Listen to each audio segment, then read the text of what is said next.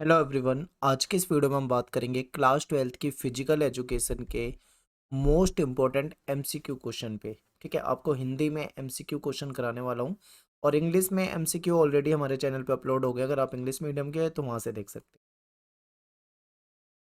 मेरा नाम सत्येंद्र प्रताप है। आपको कुछ पूछना हो तो आप मुझे इंस्टाग्राम पे मैसेज कर सकते हैं। एकलव्य स्टडी पॉइंट ये मेरा यूज़र नेम है। आप हमारे नए चैनल फैक्ट्स विद भारत को जरूर सब्सक्राइब करें। यहाँ पे आपको क्या होगा, इंपॉर्टेंट जो फैक्ट्स वाली वीडियोज़ होती है ये मिल जाया करेंगी। तो चलिए स्टार्ट करते हैं एमसीक्यू क्वेश्चन। सबसे पहला क्वेश्चन है कि निम्नलिखित में से कौन सा योजना का उद्देश्य नहीं है। देखिए, योजना जो होती है, प्लानिंग जो होती है, उसका एक उद्देश्य होता है। तो एक बार ध्यान से देखिए, इसमें से कौन सा योजना का उद्देश्य नहीं है। पहला है अच्छा तालमेल स्थापित करना, दूसरा ऑप्शन है अच्छा नियंत्रण करना, तीसरा है दबाव को कम करना और चौथा है गलती की संभावना को बढ़ाना। तो देखिए, गलती की संभावना को कम करना योजना का उद्देश्य होता है, लेकिन गलती की संभावना को बढ़ाना ये उद्देश्य नहीं होता है। ठीक है, तो अपना आंसर क्या हो जाएगा यहाँ पे, डी। नेक्स्ट क्वेश्चन है कि निम्नलिखित में से कौन सा प्रबंधन समिति का कार्य है। ऑप्शन है फिक्सचर तैयार करना, मैच के लिए उपयुक्त जो मैच का अधिकारी समूह है उसका चयन करना, फिर है मैच को करवाना, ये भी प्रबंधन समिति के काम है। ठीक है, तो आप देखोगे कि फिक्सचर भी प्रबंधन समिति ही तैयार करती है, मैच के लिए जो अधिकारी समूह का चयन होता है वो भी यही करते हैं, और मैच को करवाने का काम भी इसी समिति का होता है। तो अपना आंसर क्या हो जाएगा यहाँ पे, डी, यानी कि उपरोक्त सभी। नेक्स्ट क्वेश्चन है कि प्रथम रजो दर्शन है, क्वेश्चन मार्क। ठीक है, क्या है प्रथम रजो दर्शन। तो पहली बार मासिक रक्तस्राव होना, आखिरी मासिक रक्तस्राव होना, अनियमित रक्तस्राव या फिर नियमित रक्तस्राव। तो जो प्रथम रजो दर्शन होता है इसका मतलब होता है पहली बार जो मासिक रक्तस्राव होता है, ये होता है इसका मतलब। ठीक है, तो ए अपना आंसर हो जाएगा। महिलाओं तथा किशोरियों में प्रत्येक कितने दिन के अंतराल पर मासिक धर्म स्त्राव होता है। ठीक है, ध्यान से एक बार ऑप्शन को देखिए। यहाँ पे आंसर जो हो जाएगा वो हो जाएगा सी, 21 से 35 दिनों में। नेक्स्ट क्वेश्चन है कि ये आपका जो महिला त्रय वाला कुछ चैप्टर था जिसमें महिला महिला त्रय वाला क्वेश्चन था, ये उसमें से है। ये महिला त्रय वाला जो क्वेश्चन है बहुत ज़्यादा पेपर में आता है। ठीक है, तो अगर आपने वीडियो देखी होगी, मैंने पहले से आपको करा रखे इंपॉर्टेंट क्वेश्चन, तो आप आराम से कर दोगे। तो पहले देखिए, अस्थि सुसीरिता का अर्थ क्या होता है। तो इसका मतलब होता है कि जब हड्डियों में कैल्शियम की कमी हो जाए, तो ये भी आपका ऑप्शन ठीक है। और इसमें क्या होता है, अस्थि का जो घनत्व होता है उसमें भी कमी आ जाती है, यानी इसमें ये और ये दोनों ही होंगे। ठीक है, तो आ तथा बा दोनों ही इसमें सही है। नेक्स्ट है आपका एरोनिरिक्सिया नर्वोसा क्या है। तो ये एक मानसिक विकार होता है। ठीक है, मानसिक विकार। इसमें क्या होता है, इसमें क्या होता है कि भाई ये मानसिक विकार है, इसमें कहीं ना कहीं जो जिसको ये विकार हो जाता है वो अपने खाने संबंधी आदत को कम करता है। ठीक है, यानी वो ये चाहता है कि मैं कम से कम खाऊं जिससे कि मेरा वजन जो है कम हो जाए। ठीक है, तो ये इंपॉर्टेंट है, ये मानसिक विकार है यानी दिमागी। नेक्स्ट है कि मासिक रजोरोध के कारण निम्नलिखित में नहीं है, यानी रजोरोध, जो मासिक रजोरोध होता है इसका कारण इनमें से कौन सा नहीं है। तो हार्मोन्स में असंतुलन और आहार में अनियमित होगा तो वो कारण बन जाएगा। हार्मोन्स में असंतुलन और प्रजनन तंत्र में गड़बड़ी होगी तो ये भी कारण बन सकता है। हार्मोन में असंतुलन और अनियमित मासिक धर्म भी हो सकता है, लेकिन संतुलित हार्मोन और नियमित मासिक धर्म जो है ये कारण नहीं हो सकता। ठीक है, ये तो बिल्कुल नहीं हो सकता। तो यही आपका आंसर था। बुलिमिया नर्वोसा क्या है। ये भोजन लेने संबंधी विकार है, एक तरह से ये भी मानसिक विकार के रूप में आप इसे देख सकते हो। अभी जो मैंने आपको एनोरेक्सिया वाला बताया था उसमें क्या होता है, उससे पीड़ित व्यक्ति ये चाहता है कि वो कम से कम खाए और उसका वजन कम हो जाए। लेकिन बुलिमिया नर्वोसा जो होता है ये उसका अपोजिट होता है। इसमें क्या होता है, इसमें ज़्यादा से ज़्यादा खाना खाता है व्यक्ति, ज़्यादा से ज़्यादा, यानी वो जब जैसे हम खाना खाते हैं हमारा पेट भर जाता है, ठीक है, उसके बाद हम रोक देते हैं, लेकिन जो इस जिसको ये वाली समस्या होती है वो रोकता नहीं, वो और ज्यादा खाना चाहता है। ठीक है, लालच समझ लो या जो समझ लो, वो अधिक से अधिक खाता है। नेक्स्ट है कि निम्न में से कौन से खिलाड़ी को भोजन संबंधी विकार होने के ज्यादा खतरे हैं। जो वेट लिफ्टर होते हैं या जो बॉक्सर होते हैं या जो लयबद्ध तैराक होते हैं, तैराक, देखिए सभी को अगर हम देखें तो कहीं ना कहीं विकार होने के खतरे होते हैं। तो इसका सही आंसर सभी हो जाएगा। एक है कि भोजन संबंधी विकार एक मानसिक बीमारी है। ठीक है, आगे है कि भोजन संबंधी आदतों के कारण मानसिक नियंत्रण खो जाता है। देखिए ये मानसिक बीमारी है, ये तो बिल्कुल ठीक है, क्योंकि ये बुलिमिया वाला रोग हो गया जिसमें वो ज़्यादा खा लेता है, या एनोरेक्सिया हो गया जिसमें वो कम खाता है, ये मानसिक बीमारी है, ये तो ठीक है बिल्कुल। लेकिन इससे मानसिक नियंत्रण खो जाता है, ये ठीक नहीं है, ये गलत है। मानसिक नियंत्रण नहीं खोता, वो नॉर्मल रहता है वो इंसान, बस उसकी खाने की आदत थोड़ी होती है। एक तरफ वो ये चाहेगा या तो कम खाए, या फिर दूसरे तरह के रोग में वो ज़्यादा खाता है, लेकिन मानसिक रूप से वो ठीक होता है, उसको कोई अलग समस्या नहीं होती, वो पागल नहीं होता बिल्कुल भी, ठीक है। तो ये आपको आंसर यहाँ पे मिल जाएगा।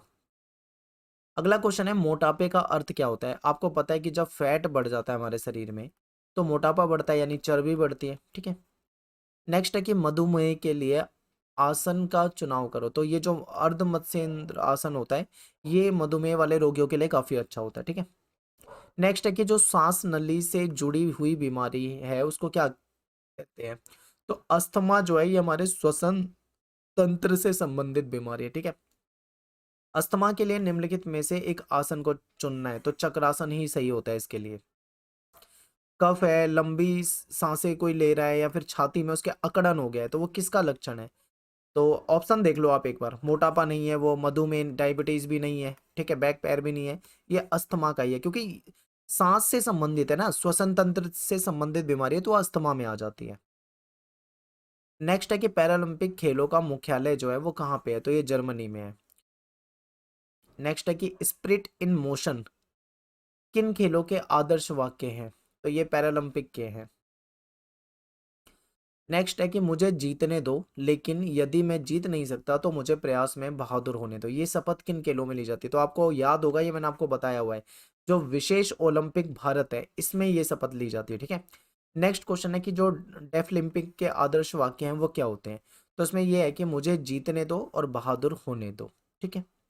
आसान है, ये आपको याद करते हुए चलना है, यहाँ से क्वेश्चन आ सकते हैं पेपर में। नेक्स्ट है कि अधिकतम कार्बोहाइड्रेट प्राप्त होता है साबुत अनाज से। आपको पता है कि हम जो खाना खाते हैं, भोजन लेते हैं, उसमें कार्बोहाइड्रेट की मात्रा काफ़ी होती है, क्योंकि ये हमको ऊर्जा प्रदान करता है, ठीक है। हमें ऊर्जा के लिए कार्बोहाइड्रेट की जरूरत होती है, हमारे खाने का मेन अंग है, और साबुत अनाज से हमको ये ज़्यादा मिलता है।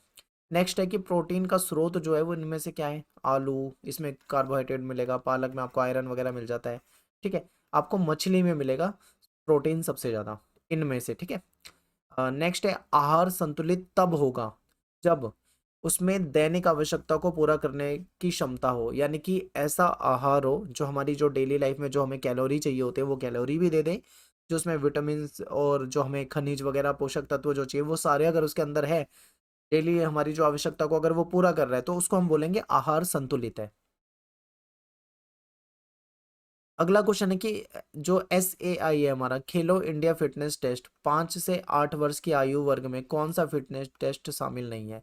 तो 50 मीटर की जो गति परीक्षण होती है, ये 5 से 8 वर्ष की जो आयु वर्ष के बच्चे होते हैं उनमें नहीं होता, ठीक है, ये नहीं लिया जाता है।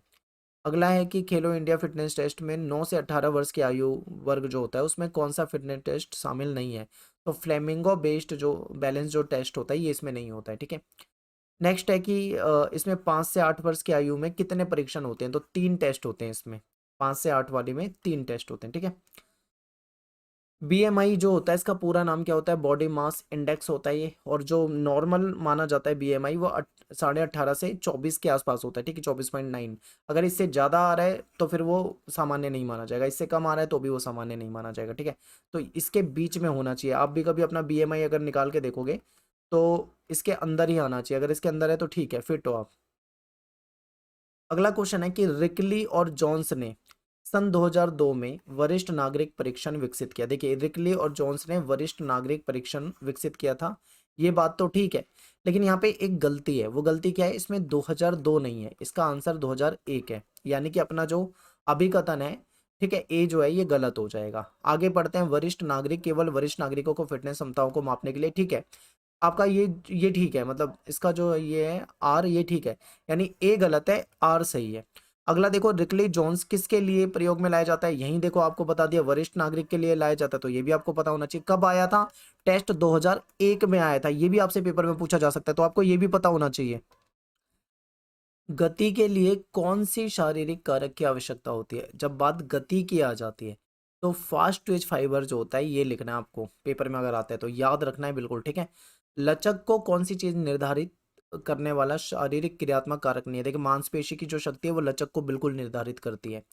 आयु और लिंग भी निर्धारित करेगा। चोट लग जाती है तो कहीं ना कहीं ये भी इससे संबंधित है, लेकिन जो एरोबिक क्षमता है ये इससे संबंधित नहीं है, क्योंकि एरोबिक क्षमता जो है हमारा वो कहीं ना कहीं सहन शक्ति से संबंधित हो जाता है, ठीक है।